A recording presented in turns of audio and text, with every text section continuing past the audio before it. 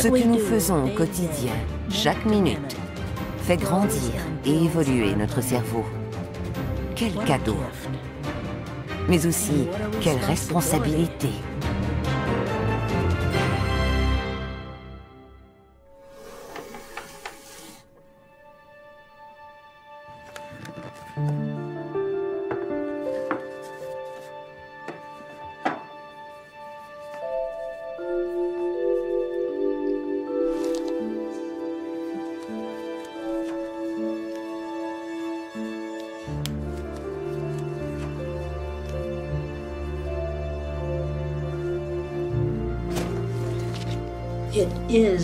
C'est la plus belle structure sur cette terre.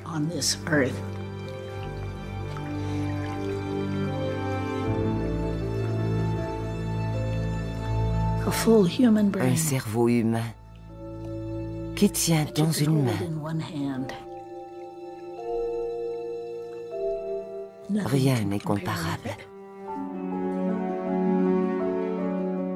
Ces cellules créent des idées.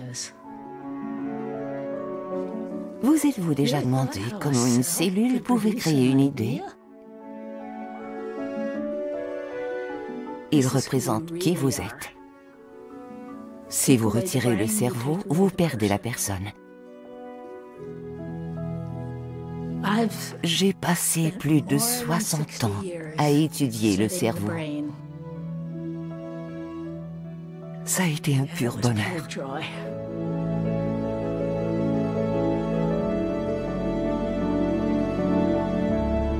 Comment ne pas aimer le cerveau?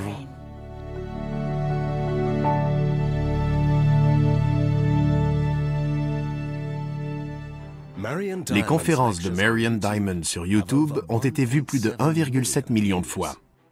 Elle est le deuxième professeur d'université le plus populaire dans le monde. Avant les travaux de recherche de Marian Diamond, la connaissance scientifique reconnue du cerveau était totalement erronée sur un élément essentiel. Joining us now, Dr. Marian Diamond. She has spent 30 years studying the brain. Konnichiwa, Marian Diamond. Marian Diamond is the author of the first study ever published about the brain of Albert Einstein. It is my pleasure to introduce Professor Marian Diamond. Bienvenue dans notre merveilleuse université de Berkeley. Combien parmi vous ont étudié les cerveaux? Combien ont étudié les cerveaux humains? Combien parmi vous ont vu un cerveau humain? Pour ceux qui n'en ont jamais vu, eh bien, on ne sait jamais ce que transporte une dame dans une boîte à chapeau.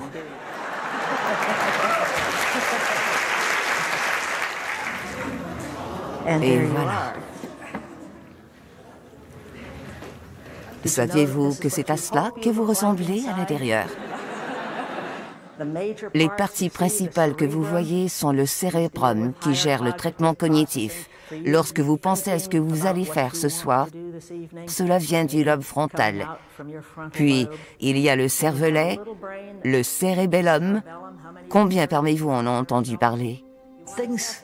Les informations envahissent mon cerveau. Je veux partager ces merveilleuses choses que ce cerveau peut accomplir, cette masse d'1,3 kg que vous voyez là.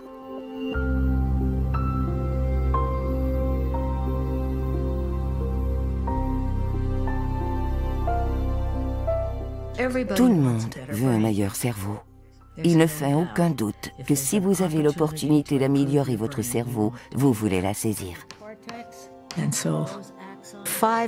Pour améliorer notre cerveau, nous avons identifié 5 points essentiels. Il en existe des millions, mais nous en avons défini 5 suite à nos travaux de recherche. Le premier, c'est l'alimentation. Le deuxième, l'exercice physique. Le troisième, le défi. Le quatrième, la nouveauté. Et le cinquième, l'amour.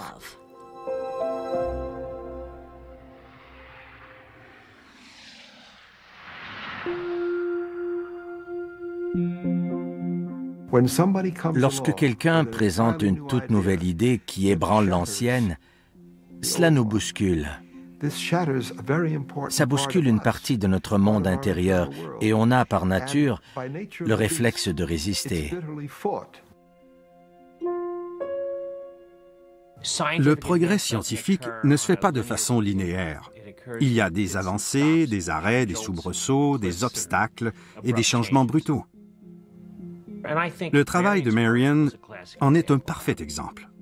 Bien des gens auraient dit « Pourquoi fais-tu cette expérience idiote? Tu gaspilles de nombreux rats et beaucoup de nourriture de rats. » Aujourd'hui, on constate que ce travail a réellement engendré une génération de chercheurs et aidé à créer tout un champ de recherche. Marion Diamond est une des fondatrices de la neuroscience moderne. Tout au long de sa carrière, les concepts que nous tenons aujourd'hui pour acquis, tels que la plasticité du cerveau et l'enrichissement, étaient des champs de bataille scientifiques controversés. Avec son équipe, elle a remis en question les théories acceptées sur le potentiel du cerveau. Dans les années 60, les scientifiques s'accordaient à dire que la génétique détermine votre cerveau, que la nature de votre cerveau est quelque chose dont vous héritez. Et le déterminisme génétique voit le cerveau comme quelque chose de statique, figé. Le potentiel du cerveau est donc déterminé à la naissance et non modifiable.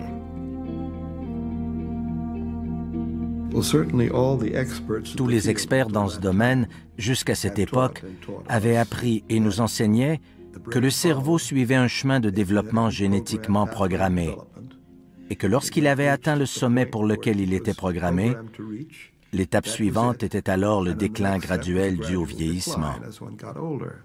Le travail de Marion allait à l'encontre de tout cela. C'était à l'opposé de ce que nous avions tous appris à accepter. À 31 ans, la Dr Diamond est chercheuse à temps partiel, chargée de cours à temps partiel et mère de 3 enfants, avec un 4e en route. Elle s'est jointe à une équipe de 3 chercheurs de l'Université de Californie à Berkeley qui cherchent la preuve que le cerveau est affecté par son milieu et pas uniquement prédéterminé par la génétique. Ils travailleront ensemble durant 15 ans. Crash et Rosenzweig étaient psychologues et Bennett était chimiste. J'ai complété l'équipe en tant qu'anatomiste. Dans l'idéal, j'aimerais travailler sur les cerveaux humains. Je dois maintenant trouver quelqu'un qui accepte de me donner son cerveau pour mes recherches. Ce public est-il différent des autres?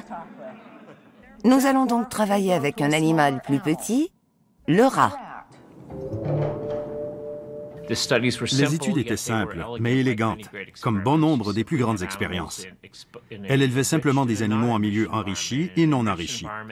Enrichi signifiait que dans certaines cages, ils avaient plus de jouets, des balles et des roues. Elle a élevé des rats dans ce qu'elle appelait des milieux enrichis. C'était le parc Disney des rats, avec beaucoup de jouets, beaucoup d'espace pour courir. Et elle s'est posé la question suivante. Quel est l'impact sur l'anatomie du cerveau? Nous avons ce qu'on appelle un milieu enrichi. Ça peut ne pas vous sembler enrichi, mais pour des rats, ça l'est.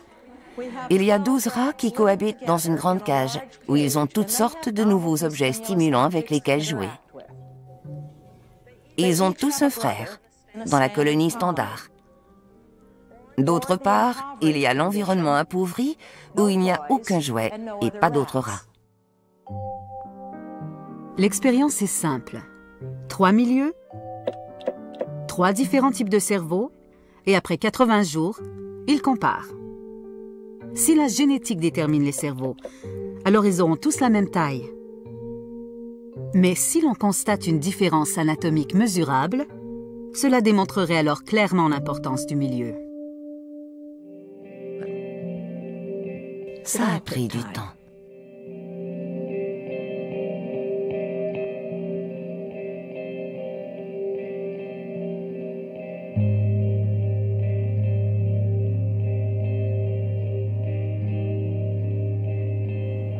Notre plus importante découverte a démontré que dans un milieu enrichi, les dimensions du cerveau augmentaient et que dans un milieu appauvri, elles diminuaient avec une différence de 6%.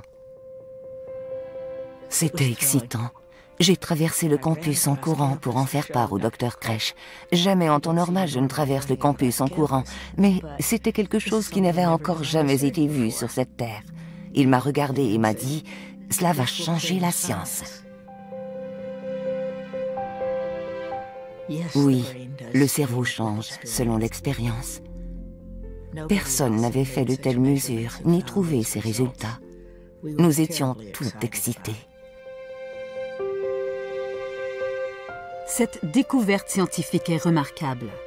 Non pas parce que Marian est la seule scientifique à proposer cette nouvelle idée, mais parce qu'elle est la toute première, avec des preuves, des données et des mesures réelles sur un vrai cerveau, à confirmer que le cerveau n'est pas complètement défini à la naissance. Il change, il réagit, il se réorganise. C'est ce que l'on nomme en termes scientifiques la plasticité. Et au fil des années qui suivront, la plasticité du cerveau deviendra un des concepts clés de la neuroscience moderne. Le concept de plasticité du cerveau appuie l'idée que le milieu, le monde extérieur, peut en fait changer l'anatomie du cerveau, sa physiologie et sa fonction. Cela signifie que le cerveau n'est pas une structure fixe, immuable. Par exemple, une étude a démontré que chez les chauffeurs de taxi, la taille de la zone de la mémoire spatiale du cerveau grossissait. Citons d'autres exemples. Les régions du cortex utilisées pour jouer de la musique sont plus grandes chez les musiciens que chez les non-musiciens. La plasticité à court terme. Si vous portez un bandeau sur les yeux pendant 2 jours, votre cortex visuel se réorganise pour fonctionner avec l'ouïe et le toucher. Chez les patients victimes d'AVC, la plasticité permet aux cellules saines du cerveau de reprendre les fonctions des zones du cerveau endommagées et de récupérer les facultés perdues telles que la parole, le mouvement et la perception. La plasticité signifie en fait le développement des processus des cellules nerveuses et l'augmentation du nombre de connexions pour fournir un substrat aux informations qui entrent. Votre cerveau se transforme, change, d'un point de vue structurel et aussi d'un point de vue fonctionnel, tout comme sa capacité de transmission de données. Le cerveau humain possède un potentiel énorme et remarquable. C'est ce qui en fait sa beauté. La plasticité nous révèle que nous sommes les maîtres de notre esprit. Chacun de nous, en tant qu'individu, a le potentiel de changer son cerveau pour devenir la personne que nous voulons être. Ce que nous faisons au quotidien, chaque minute, fait grandir et évoluer notre cerveau. Quel cadeau! Mais aussi, quelle responsabilité! Nous créons littéralement notre chef-d'œuvre personnel. Notre cerveau mature.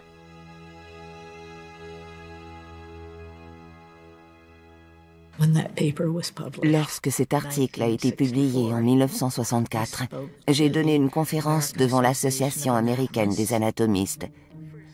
C'était ma toute première. Peu de femmes y étaient présentes. Une fois mon allocution terminée, un homme assis au dernier rang, c'était un grand auditorium, s'est levé et a crié « Jeune dame, le cerveau ne peut pas changer ». Les gens ne pensaient pas que le cerveau était capable de plasticité. Le cerveau peut changer en fonction du milieu dans lequel vous évoluez? Ce n'est pas sérieux.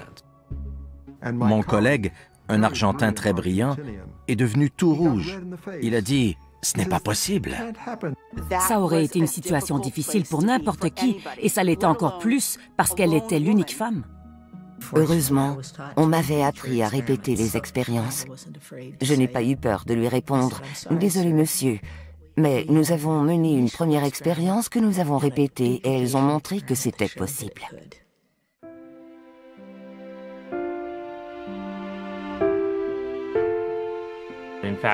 En fait, elle avait raison. Et le monde scientifique à ce stade avait tort.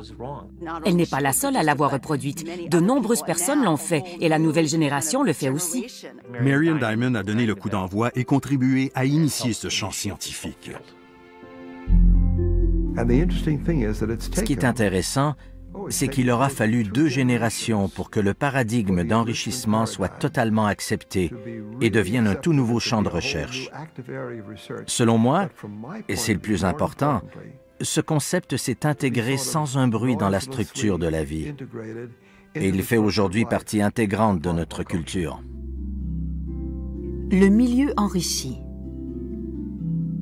Que ce soit dans les recherches de la Dr Diamond, dans les médias de masse, dans les garderies à travers le pays, ou bien en Chine, où ces théories ont été diffusées dans des brochures distribuées par millions, tout est parti de là.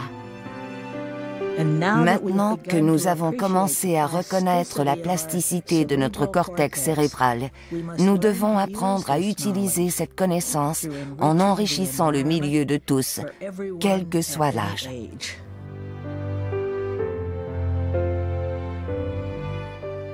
Alors comment? Comment créer un milieu enrichi pour soi et pour son cerveau? La Dr Diamond a résumé en une phrase simple son conseil pour avoir un meilleur cerveau. Cette petite phrase est valable aussi bien pour le cerveau que pour les muscles. Faites-le travailler ou vous le perdrez. Faites-le travailler ou vous le perdrez. Dr. Diamond, use it or lose it. C'est ce que nous croyons. En l'utilisant, les branches se développent. Et si vous ne vous en servez pas, si vous restez assis à ne rien faire, vous le perdrez. L'idée, c'est que si vous voulez avoir un cerveau en bonne santé, vous devez vous dépasser sur le plan intellectuel. Il faut voyager, faire du sport, faire des activités qui impliquent votre cerveau pour le faire fonctionner. Sinon, vous perdrez ses fonctions. Le cerveau, comme Marion l'a démontré, est souple et dynamique, ce qui signifie que si vous faites quelque chose de nouveau, vous allez développer une partie de votre cerveau que vous n'aviez encore jamais utilisée et la mettre au défi. Depuis ces recherches révolutionnaires, on peut littéralement dire que des milliers de méthodes d'enrichissement ont été étudiées et identifiées par d'autres scientifiques. Lire à voix haute aux enfants, courir, la méditation, le bilinguisme, jouer d'un instrument, entretenir des relations sociales. Mais il y a aussi des facteurs négatifs qui nuisent au cerveau. La pauvreté infantile, la peur, le traumatisme, l'isolement, le manque de sommeil, un statut socio-économique peu élevé et la carence en protéines. Et bien sûr, si vous voulez un milieu enrichi idéal, qu'y a-t-il de mieux qu'une salle de classe? Je m'appelle Marion Diamond. J'enseigne ici depuis des décennies parce que j'adore éveiller l'intérêt des élèves pour l'anatomie. En 2005, l'Université Berkeley a mis en ligne le cours d'introduction à l'anatomie de la Dr Diamond sur YouTube. 5 ans plus tard, grâce à Internet, son cours est le 2e cours universitaire le plus populaire au monde. Très bien. Il a été vu 1,7 million de fois sur YouTube. Combien parmi vous connaissent l'unité structurelle et fonctionnelle du poumon, sans laquelle on ne peut respirer? Un seul. L'anatomie est une matière difficile. Deuxième question. Combien parmi vous connaissent l'unité structurelle et fonctionnelle d'un os compact, sans laquelle vos os s'affaisseraient, sans laquelle vous ne seriez qu'une flaque de protoplasme? Combien connaissent l'unité structurelle et fonctionnelle d'un os compact? Un cours s'impose. Il y a tellement de vocabulaire, d'éléments différents.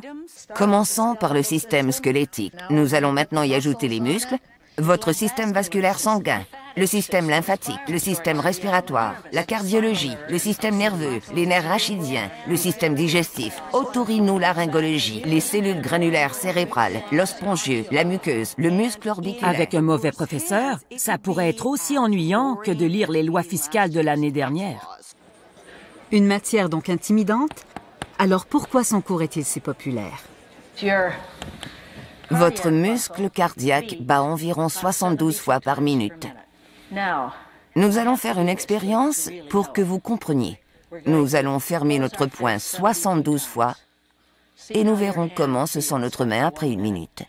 1, 2, 3, allez, 4, 5, 6, 7, 8, 9, 10. Vous faites de la fibrillation. 42, 43, 42, 43, 44, 45. Vous ne le faites pas là-bas.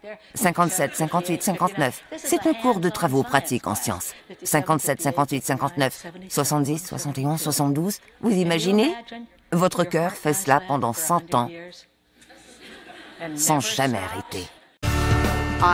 Je me souviens du premier jour où j'ai assisté à son cours. Elle était une rockstar des sciences. Elle personnalisait la science et l'apprentissage. Elle nous poussait à nous demander pourquoi on étudiait et pourquoi l'anatomie. Acétabulum. Dites-le. Je veux que vous le prononciez parce que lorsque vous sortirez de ce cours, vous allez devoir utiliser ces termes. Vous direz, je les ai vus dans les livres, mais je ne les ai jamais utilisés. Alors je veux vous pousser à parler. À la fin du trimestre, vous parlerez. Pour le moment, vous êtes assis la bouche ouverte en me regardant, mais... Et j'écris au tableau parce que cela vous permet de réfléchir. Ce n'est pas une méthode dépassée. Après des années d'enseignement, je sais que c'est la meilleure façon d'apprendre. Vous apprenez par le sens kinesthésique lorsque vous écrivez, par le biais de votre écriture. Si j'affiche rapidement une diapositive, vous n'aurez pas le temps de l'enregistrer dans votre cortex associatif. Mais si vous l'écrivez, vous allez le retenir. Si vous deviez choisir un cerveau à étudier dans le monde entier, le cerveau de qui choisiriez-vous?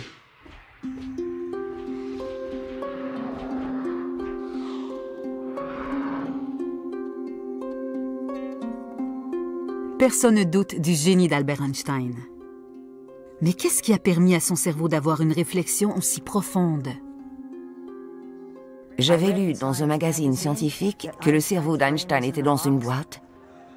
J'ai demandé si je pouvais en avoir 4 échantillons parce que nous étudions les cerveaux d'hommes normaux et je voulais comparer les régions des cerveaux avec le sien.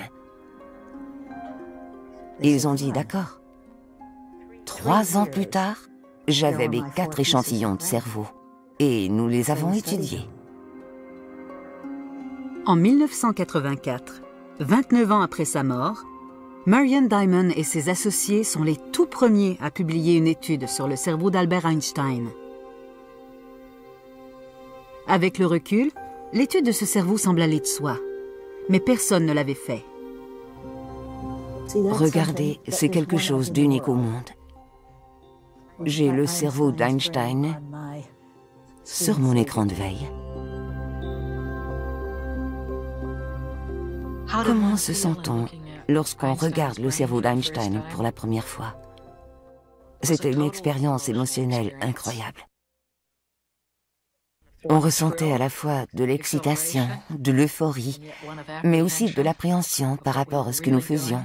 Nous plongions dans l'inconnu d'un des cerveaux les plus brillants qui ait jamais existé. Nous avons découvert qu'il y avait plus de cellules gliales par neurone que l'homme moyen. Ce sont les cellules nerveuses et ce sont les noyaux de ces cellules gliales. Son hypothèse et ses mesures du nombre élevé de cellules gliales dans le cerveau d'Einstein alimentent une controverse quant au rôle des cellules gliales.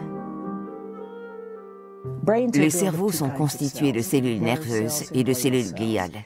Durant toutes ces années, nous pensions que ces cellules gliales n'étaient que des cellules supports, des cellules nourricières pour les cellules nerveuses. Au cours de sa recherche, la Dr Diamond remarque que lorsque les rats évoluent dans un milieu enrichi, leur cerveau grossit.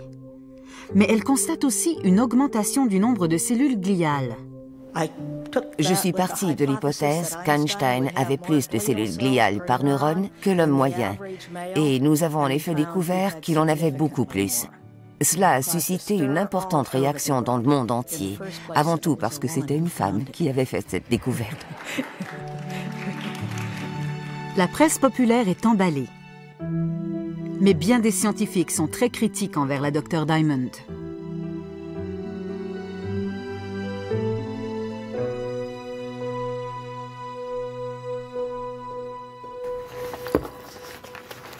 Ça n'arrêtait pas.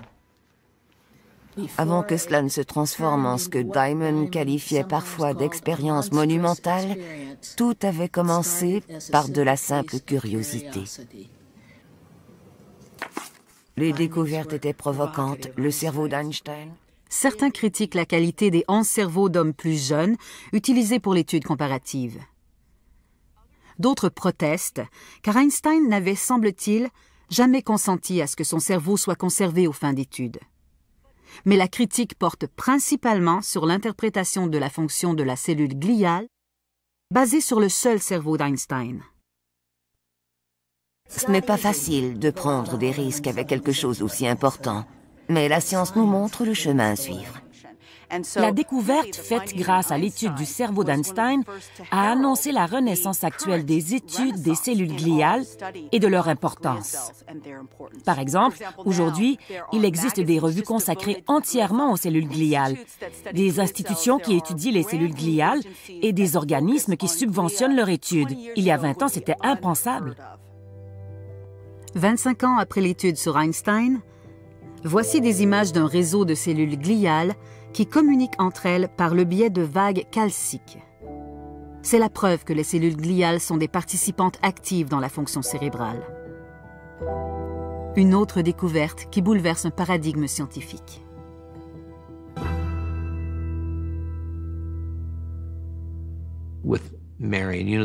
Avec Marion, le cerveau n'était pas seulement une petite boule faite de neurones, de myéline et de gliales. Le cerveau était une chose magnifique, capable de tellement de choses, y compris, comme elle le disait toujours, d'aimer. Vous a-t-on déjà dit que l'amour était bon pour le cerveau? Seule Marion Diamond intégrerait l'amour dans les sciences. Les scientifiques n'étudient pas l'amour parce que ça ne fait pas très sérieux, mais il y a là matière à étudier. Marion commence ses recherches sur l'amour afin de trouver une solution méthodologique à un réel défi scientifique. Nora vivait environ 600 jours, ce qui équivaut à 60 ans chez les humains. Nous les avons placés en milieu enrichi et appauvri, et nous avons noté les changements. L'Académie allemande des sciences m'a convié pour que je leur fasse part des résultats, et un petit professeur allemand a dit « Vos rats californiens ne sont pas très vieux ». Je lui ai répondu, nous allons voir ce que nous pouvons faire pour que nos rats vivent plus longtemps et nous allons démontrer que l'enrichissement du milieu les affecte. Selon moi, ce qui manquait, c'était la chaleur humaine. Alors, on a décidé de dorloter nos rats. Mon technicien et moi les prenions dans nos bras pendant qu'on nettoyait leur cage. On les collait sur notre poitrine et on les caressait, on leur parlait. Nous avons osé utiliser le terme « aimer » dans des publications scientifiques, parce que lorsque nos rats recevaient de l'amour, ils vivaient plus longtemps. Ils ont vécu 900 jours. Mais le plus important, c'est que nous pouvions montrer des changements dans le cerveau de rat qui avait l'âge équivalent d'une personne de 90 ans. À l'âge de 900 jours, nous avons découvert des différences importantes et distinctes entre les rats élevés en milieu enrichi et non enrichi. Nous avons découvert que la plasticité du cerveau existait à tout âge, qu'on soit jeune, dans la cinquantaine ou bien très vieux. C'est un message d'espoir.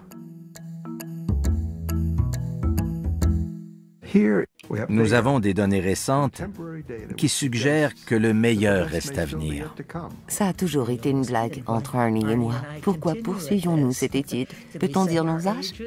On est un couple de rats de 900 jours. C'est un concept très basique, très simple. Faites-le travailler ou vous le perdrez. Si vous ne le faites pas fonctionner, vous perdrez ces précieuses cellules nerveuses dont est composé notre cerveau. Faire passer ce message aide les gens. qu'ils aient 5 ans ou près de 100 ans. En 1953, Marian Diamond est la première femme à obtenir un doctorat en anatomie à l'Université de Californie à Berkeley. Plus tard, quand on a commencé à publier mes recherches, à mettre les titres en haut des pages, Kresch a mis son nom et le mien entre parenthèses. Je lui ai dit « David, pourquoi faites-vous cela ?» Il m'a répondu « Mais je n'ai jamais écrit avec une femme auparavant, je ne savais pas quoi faire. » Je lui ai dit « C'est mon travail. » Il a immédiatement corrigé. C'était mon ami de longue date. Mais nous avions beaucoup de progrès à faire quant à la place des femmes dans ce domaine masculin. Marian a connu d'autres incidents de discrimination au cours de sa carrière. Mais elle n'aimait pas en parler. Au lieu de cela, elle disait « N'apprenez jamais la rancune, parce que vous serez seul à en souffrir. »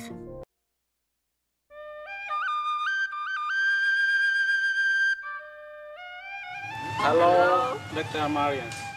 Hello, Marian. How are you? I am loud. Do you still recognize me? Nous avons travaillé des années sur la façon dont l'environnement affecte le cerveau. Hello to Dr. Marian. Nous avons démontré que le cerveau pouvait changer avec une bonne alimentation, de l'exercice physique, etc. Mais nous n'avions travaillé que sur des cerveaux de rats, et moi je voulais poursuivre sur des cerveaux humains. Je voulais faire des recherches auprès d'enfants vivant dans la plus grande pauvreté.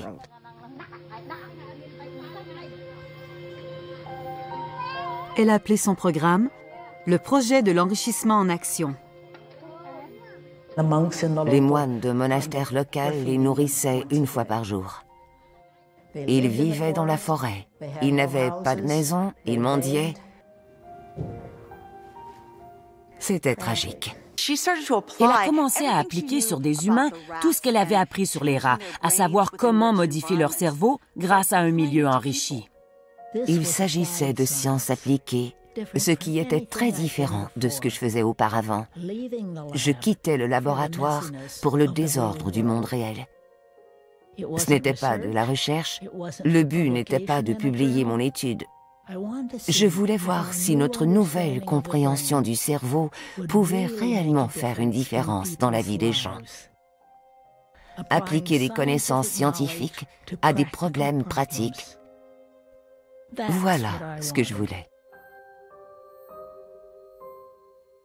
Nous avons appris de nos expériences qu'il faut nourrir le cerveau avant qu'il puisse faire quelque chose. L'alimentation est donc la priorité. Le programme Enrichissement en action de Marian a existé pendant plus de 10 ans. Elle a levé des fonds et fait de nombreux voyages au Cambodge. Elle a mis en application des principes d'enrichissement tirés des résultats de ses recherches. C'était à la fois scientifique et philanthropique. Vous devriez les voir aujourd'hui, 10 ans plus tard.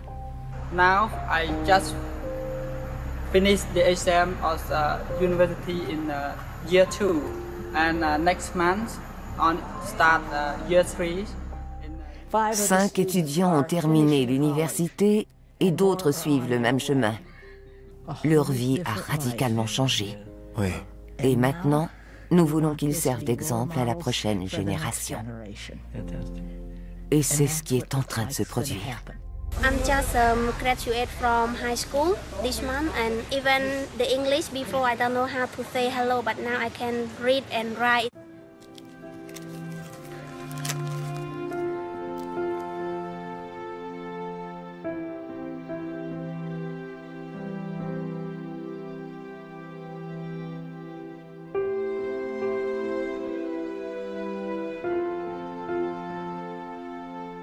Les sciences.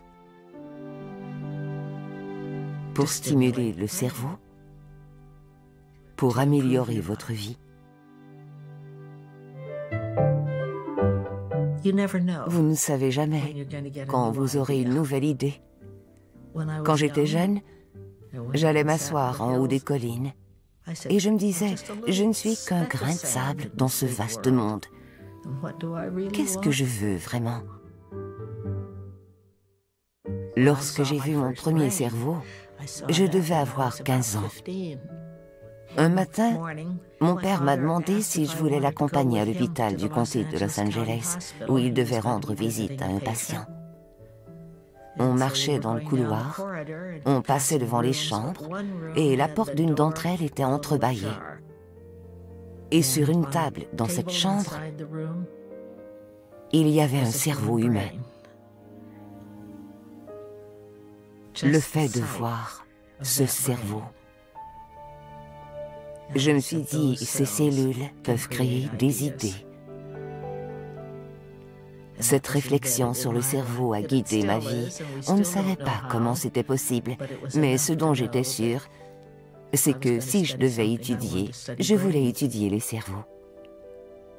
J'étais éblouie par le fait qu'une cellule puisse créer une idée.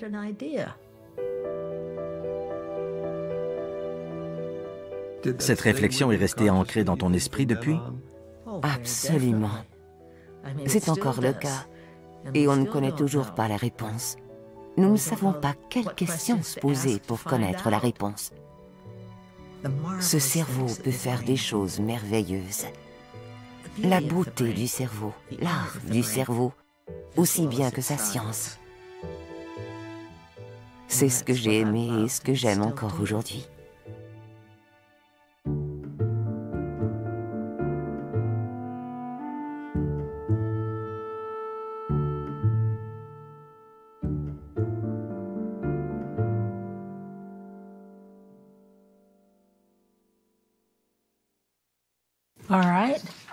Je vais vous lire ma lettre qui explique dans quel état d'esprit j'ai quitté ce milieu.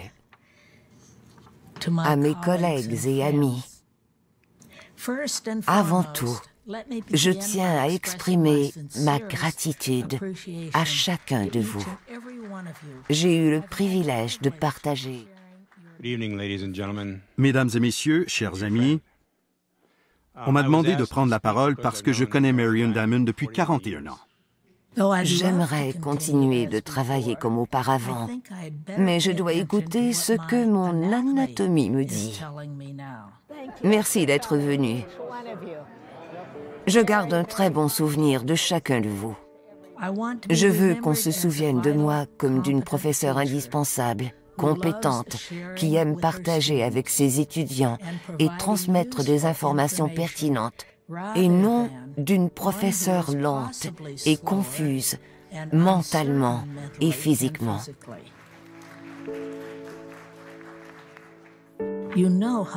Vous allez tous me manquer. Avec toute mon affection, Marion.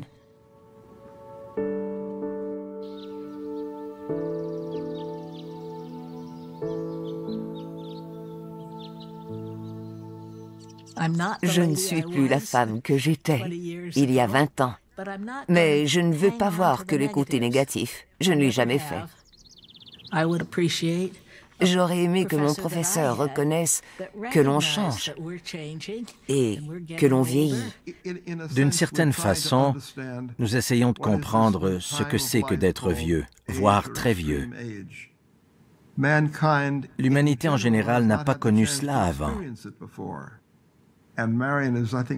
Je trouve Marion très sage de vouloir soigner l'image de la personne qu'elle représentait auprès de ses étudiants. Elle ne représente pas seulement la neuroanatomie et l'anatomie, mais aussi l'amour de ces matières. Et je crois qu'ils emporteront avec eux cet amour.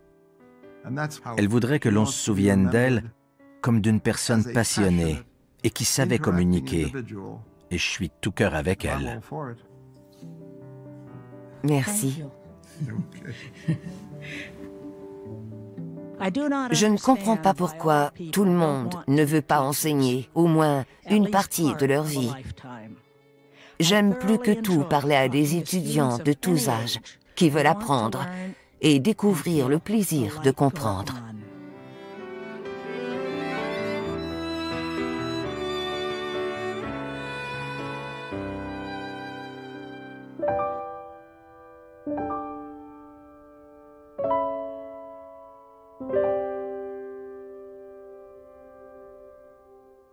Marian a enseigné les sciences à environ 60 000 étudiants.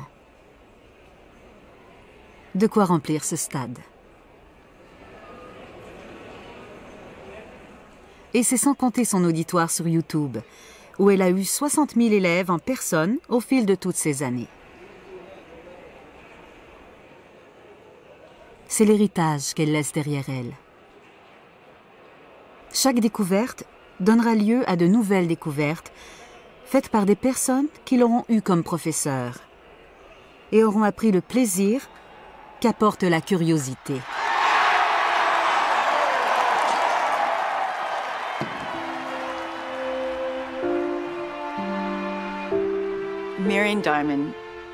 Marian Diamond m'a fait découvrir un sujet qui m'a fascinée au point d'en faire ma carrière et qui me fascinera toute ma vie.